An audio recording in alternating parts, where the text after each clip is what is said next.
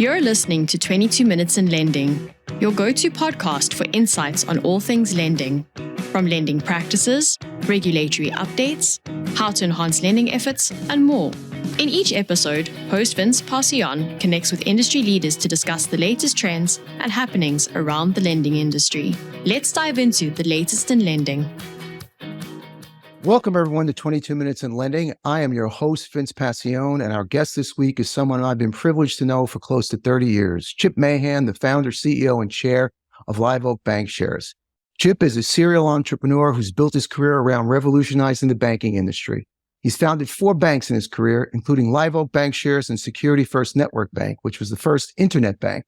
He has a unique model I like to call the Mahan move, where he builds out new technologies to run these banks and later markets that platform to other bankers once he's demonstrated his own success. Both S1 Technologies, one of the first internet banking platforms, and Encino, one of the first small business lending platforms, were successfully IPO'd out of Chip's de novo banks.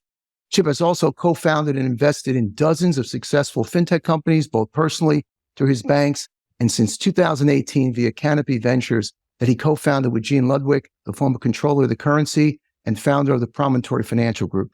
Chip's success has come from making bold decisions and taking decisive actions. He is a unique investor operator that truly walks the talk. So without further delay, let's kick off these 22 minutes in lending. Chip, it's great to have you on the podcast. Thanks for coming on. Delighted to be with you again after all these years. It is awesome. So Chip, let's start off with, I always enjoy listening to your earnings call and hearing sort of your view on fintech. And here were some excerpts from your call. You're reflecting on the run on SVB. $43 billion went out the door in a matter of hours. Bank tech has changed. We're more efficient and AI will fuel that fire. Liquidity reigns. And I've been waiting for this moment for 28 years. What did you mean? And what was the message to your shareholders, Chip? Well, let's think about what is going on that is incredibly unusual since March, right? So a year earlier, the number 1 rated bank analyst in the country at JP Morgan Chase invited 3 banks to the JPM private bank area in downtown San Francisco. Silicon Valley Bank, First Republic Bank, and Live Oak Bank. Number 1 on his list, right? The brand that those banks had, the respect that they had, as niche banks, as extremely well-run banks, was off the charts. And then they're gone, right? So we had a situation where social media, in a matter of minutes, if not maybe a little bit longer, a few hours, caused a run on SVB. And as you said earlier, as we said on there, it's called $43 billion, went out the door right away, right? So let's back up and let's think about what happened here, right? So the FDIC saved the banking business in 1933. The first deposit insurance at that time was $1,500. From 1933 until today, the average uninsured deposit in all commercial banks averaged 60%, 95% for SVB and for First Republic. So we had uninsured deposits at Live Oak Bank at that time of 18%. The average in the United States when those banks went down was 44% uninsured. So in the abundance of caution, what we were talking about here in that earnings call was we basically created American legal tender of 4 times that amount. So if every one of our customers that had whatever that 18% was, whatever that dollar amount was, wanted their money back, we had it times 4 in the bank. Because we operate this business, as you know, Vince, on a very thin shred of confidence. And the business in general basically gathers deposits from the butcher, the baker, the candlestick maker, and lends it to the same, right? So most banks, community banks, if you will, are more or less a real estate play. We've kind of lost the credit card business of the big guys. We've lost the indirect automobile business, and so on it goes, right? So at the core of all that is a distribution system. The distribution system are branches. So what we tried to do at Security First Network Bank is say, you really don't have to go to a branch. You can bank this way. You write your bills, pay your bills online, do a stock trade online. And now these 30 years later, we got this little wicked fast pipe, evidence of social media and those banks going down. We have the ability to eliminate what is about 2% cost. So if you add up all the branches, all the heat, light, utility, and taxes, all the tellers, all the CSRs, then you end up with about a 2% cost there. So our cost of funds with no branch is about 11 basis points for the people to gather our deposits that actually pay a market rate. And this is what drives me crazy in this business, right? So we have a saying around Live Oak that treat every customer like the only customer in the bank. And you alluded to that earlier. Well, that means everything. That means service. That means price. That means full service. That means self-service. And as you know, this deposit beta in the banking business is analyzed by every analyst on the planet. So what is your deposit beta? What is your deposit beta, Vince? What is your deposit, John? What is your deposit beta, Chip, right? Well, what does that mean? That means that if rates go up 100 basis points and you can screw the customer and say, I'm only going to raise my rates 35 basis points, then your deposit beta is 35. If you meet the market like we do, if rates go up, we pass that along to our customer, you're fine, right? So there's a dilemma out there because we've never seen this before. Rates go up 550 basis points. And if you just examine the top 5 banks in this country, which has 50% market share, or you analyze the top 50 banks in this country that have 80% market share, go and look at what they're paying for savings and money market accounts. It's probably 50 bips, right? So if you want a special deal, you can call them and maybe they'll give you a better rate. But it's fundamentally time to get over that. We're going to have to pay what the market is and take care of these customers and take care of them in an electronic way, in a digital way, where you can get everything that you need.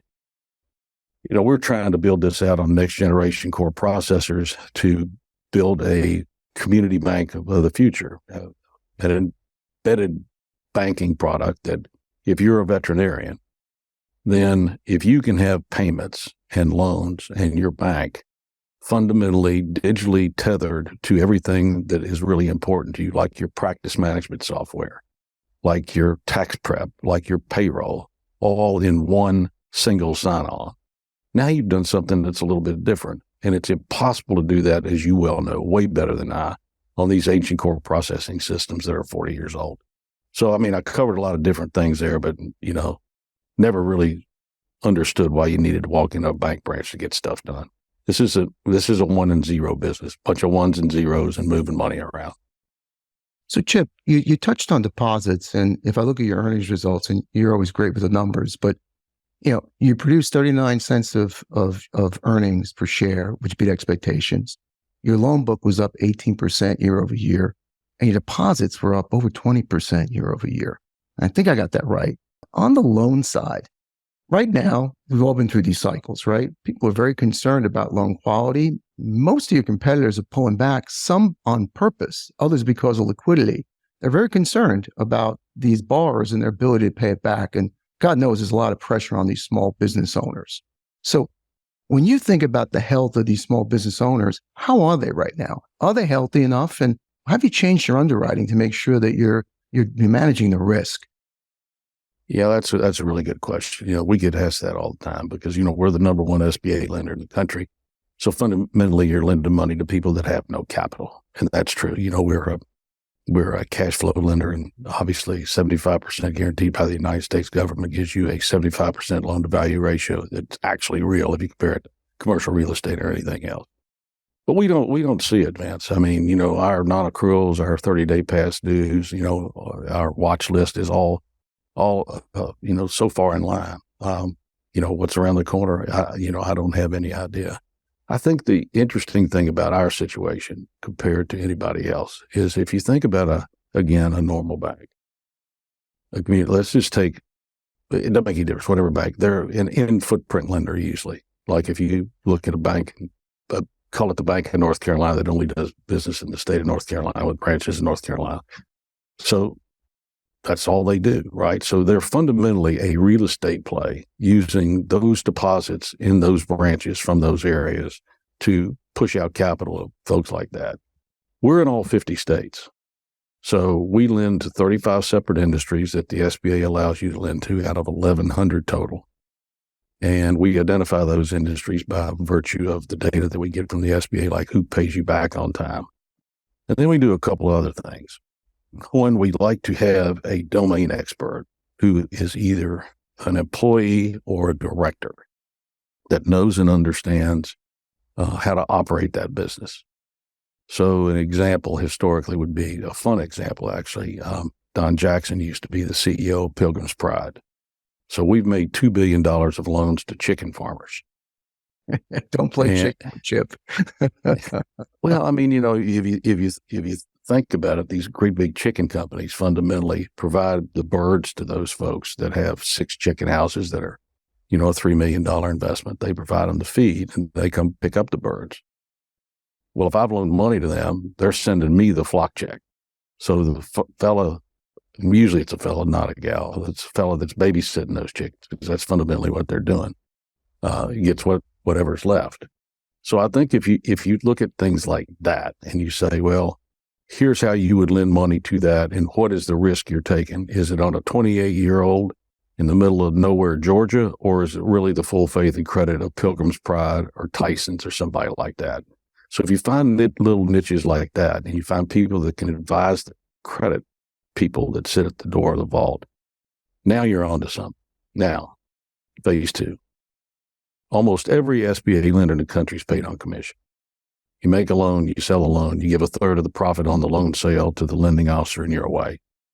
We rather think that that's not the right way to go, that we want to make sure that the relationship between the credit person and the lender is one of we're all pulling on the same rope. Because if you're at the door of the vault, and I'm the lender, Vince, you're thinking, if I'm getting a commission on every loan sale, did he tell me everything? Well, let's just forget that. We're not going to do that.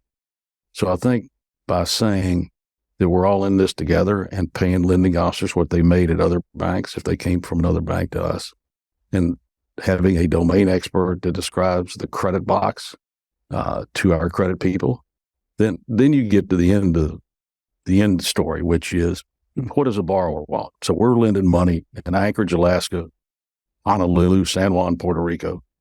So we don't have a brand in that particular state. But they want to know 2 things. Am I approved, and when are you going to give me the money?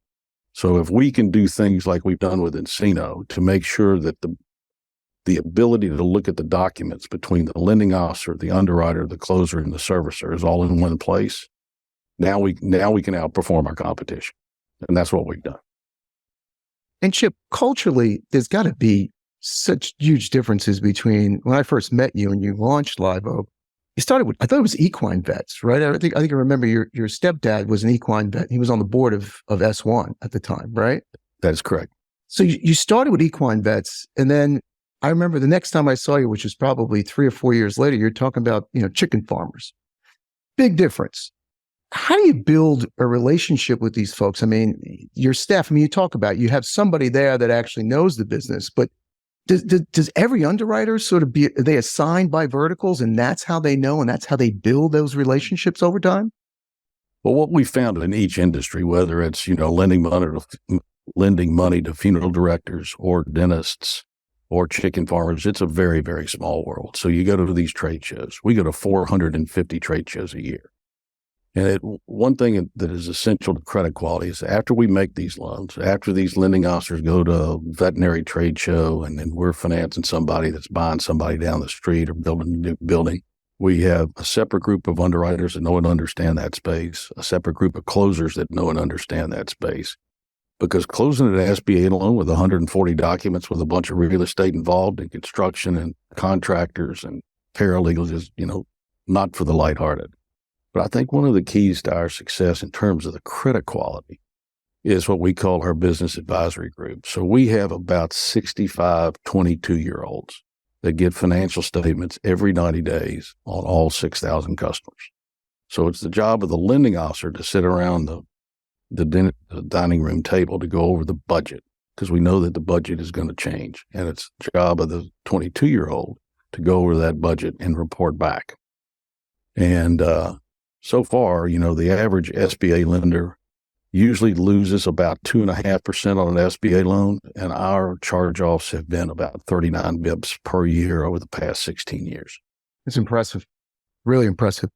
So, Chip, hot topic is deposits. We talked about, I guess it was about 8 months ago, when we talked about deposits flowing out and how to capture those deposits. And you were in the American Banker, I guess, in July, and you were quoted talking about your deposit growth. And in your earnings call, you talked about it was up about 21%. So I think it was over close to $500 million of incremental deposits came into Live Oak Bank. How'd you do that? I mean, your competition's watching, right? I mean, I've got credit unions as my clients, and they're struggling with liquidity. How'd you make it happen? Well, that's the short answer is we paid up. Right. So we are not at the absolute tippy top of the market for consumers, but we are at the tippy top of the market for business savings. And then then we have a call center that has today about 30 folks. So I'll tell you this quick story, Vince. You and I have known each other a long time. So I've been with the same woman for 61 years. We met at 11. I married her at 22. We just celebrated our 50th wedding anniversary. Happy anniversary to Peg. Thanks. So Peggy goes and works out with a bunch of these old women. And this young guy that runs this workout thing at the club said, I saw that Live Oak Bank is paying 4% on a savings account. So I called. Somebody answered the phone immediately. I got unbelievable customer service. I opened everything online. And then I put them to the test the next 2 days. I called again. 11 seconds. I called the third day. 12 seconds. So it's got to be both. It's got to be fully digitized. It's got to be a great user interface and all those things. I remember you sent in 18 PhDs to Security First Network Bank during your Citibank days 30 years ago to look at the UI this and the blah, blah, that and the workflow this and all that stuff. So, I mean, it takes it all. And if you think of, you talked about depositing the loan directly into a business checking account. Now, that reminds me of SVB, right? I did business with SVB. They had my operating account. How's that working? And is that somehow a risk for you? Well, again, this gets back to embedded banking. We're trying to build a bespoke bank in each vertical that we're in, knowing and understanding how do we connect to that practice management software on a Fintech core and building products on top of that you can only deal with when you have a next generation core like Finxact and, Amazon Web Services and ultimate scalability and, up 9 nines and all those other things that you know so well. Got it. So let's go back a little bit to our days when we first met and the founding of Security First Network Bank. And I was going back and I was showing you some of those articles, and it reminded me that when you launched Security First Network Bank, dial-up was probably 28,000 bits per second. And yet you did it anyway. And you made a huge investment. You IPO'd that company eventually. What are you thinking? I mean, that was a pretty small market share back then. Stupid. We got really lucky. It's just those things like in life, Vince, and you've done it too. It's like we're going to go do this. And then you sit down, you put down the positives and you put down the negatives. And then you stare at your wife or you stare at yourself in the mirror and say, I can't stand it unless we give it a go. And you tear the paper up and throw it in the trash can. So that's what we did there. And we were very fortunate. And, I had worked for the Wachovia Bank for 10 years. And the Huntington Bank was a pioneer in retail banking at the time. This is in the mid to late 90s. So we were able to get them as investors and test the software and be the guinea pig.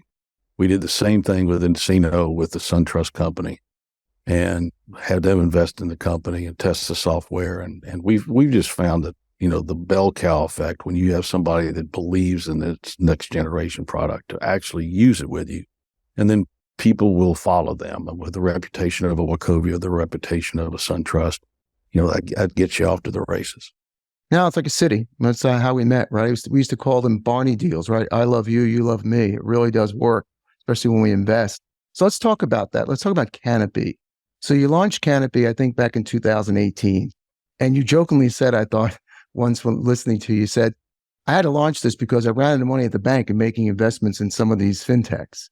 But can you talk about sort of the idea behind Canapi? I think you got 40 banks to invest in the fund. It was like a $700 million fund, which is an amazing sort of beginning fund for any venture fund. But, talk about the thesis and how's it going?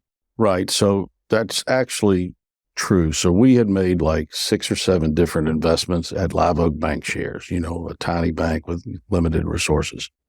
Payrailz, Finxact, a few others. And then when I tried in 2007 and 2008 to bring Live Oak Bank to market and filed an application with the FDIC, I needed some help.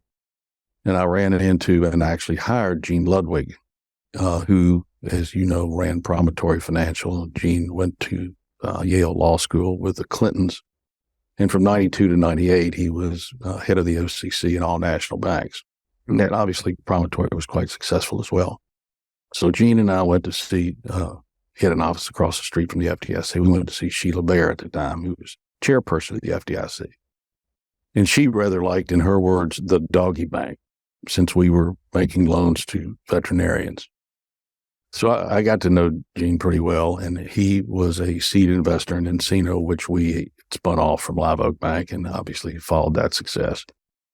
And he came down to Wilmington one day and said, let's start an SBIC fund. So if you roll that tape forward, we now have two funds, right? $1.5 billion in total from 70 banks.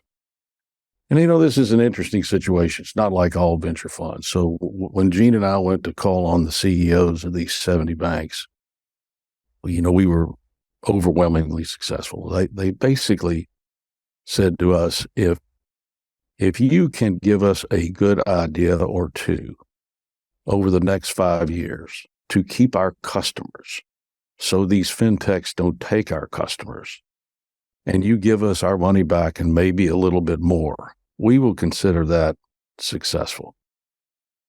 So, and then, as you noted, when we started the fund in 2018, and certainly it's changed in the last 18 months, interest rates were zero. There was more money chasing a home for fintech investments than you could possibly imagine. These companies were raising capital at, my gracious sakes alive, 20 times forward contracted annual recurring revenue. Sometimes even just a PowerPoint presentation. And, that's changed a little bit now, as you well know. At least these valuations have come down. That, too, is an opportunity for Canapi because we have a lot of dry powder. So we probably got a couple $100 million left in Fund 1. Fund 2 is just getting started at another $800 million. But the situation there is just as simple as and plain as the nose on your face, right?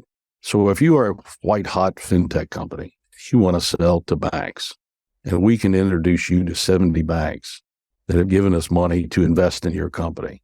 If you want to speak with the CIO of this bank or that bank, we could probably get you that meeting. So yes to Sequoia, yes to all the big guys on the West Coast, but I don't know that any of them can quite bring the value to companies that we can by virtue of our LPs. Yeah, it reminds me when we first met, right? We met in the late 90s, and John Reed was investing at Citigroup. We had Citi Ventures even back then, and he had this principle, the 3 I's. He said, we invest for insight, we invest for integration, and last, we invest for investment. And it worked. It really did work. And, there's your fund, but there's also the Circle Fund. And I know you got together on Payrailz, which I thought was interesting. And sort of last story, success of Payrailz. Why? What did you do? And it seems like one that really has demonstrated the power of cooperation with really smaller institutions like credit unions. Well, this answer is really simple, right? We focus on people that have done it before.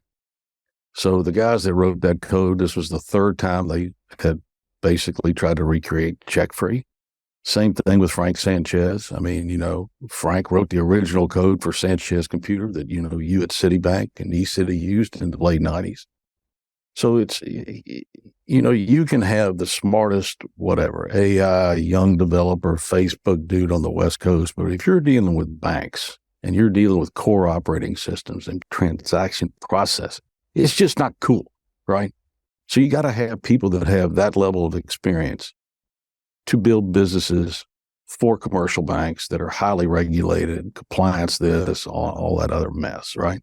It's awesome. Payrailz was a great example of where you brought together some smaller institutions, I think, and they all benefited from it. So, and it's a wonderful sort of story about cooperation. And, we deal with about 350 credit unions, and look, they're struggling, right? They're struggling because they just can't keep up with tech.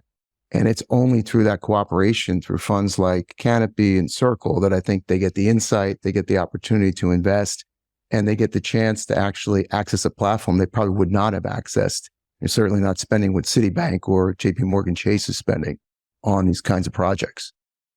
Well, and it's the way they're set up is a bit of a challenge too, because there's no way to raise additional capital, right?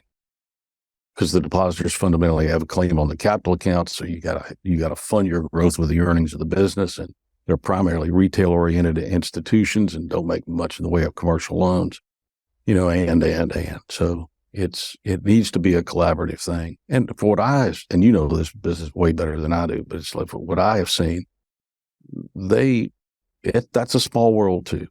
Everybody knows everybody, particularly the larger credit unions, and they try to pull together. And obviously there's a beef between the banks and the credit unions, and there always has been, right? Yep. Last word, Chip. So I had Matt Harris on from Bain Ventures, and Matt did a great presentation called The Fog of War, where one of his predictions said, we might be dealing with, he said, if you think about, you touched on your earnings call, right? Great Depression, we saw 9,000 banks disappear. We saw probably another 3,000 banks disappear with the savings and loan crisis. And the Great Recession, we saw about 572 banks disappear. And here we are, we have this next cycle, and we always saw 3 banks disappear. So Matt's conjecture is this happens in waves, and it's only the beginning of the wave. We might be dealing with a U.S. banking market that looks like Canada. What do you think? Yeah, I hope. I don't see it. Normally banks go down because of credit quality. I mean, the regulators would say liquidity. You saw that with, Jimmy Stewart and A Wonderful Life and what happened in March. But I don't see it. Everywhere I go, everybody, all the credit guys, let me just be clear on this, right? They're scared. The credit guys are beginning to run these banks. They're pulling back. They're worried to death about the 1,087-page document that's sitting in front of the FDIC today on the top banks in the country, over $100 billion to raise more capital. So the stock price is down. I got to have more liquidity. My net interest margin is down because rates are up, and I'm actually losing some, cheap deposits to, higher rates. But I think the business, the capital is as solid as I have ever seen it, both on big banks and smaller banks. So, we'll see. I know Matt. He's like one of the smartest guys I've ever met in my life. I hope he's wrong on this one. Yeah, I do as well. Listen, Chip, I can talk to you all day, but you've been really super generous with your time. So thank you so much. I enjoy you as a colleague. I enjoy you as a mentor, and certainly love watching what you've been able to do. So it's really been terrific. Thanks to all of our listeners. And remember to please subscribe to the podcast so you can hear more stories like this. And I'll meet you back at our next 22 minutes in lending. Take care, Chip. Thank you. Thanks for having me, Vince. All the best. Thank you for listening to the 22 Minutes in Lending podcast. We hope you enjoyed today's episode. You'll find links to any resources mentioned in the show notes. If you're enjoying our show, please be sure to subscribe and leave us a 5-star review.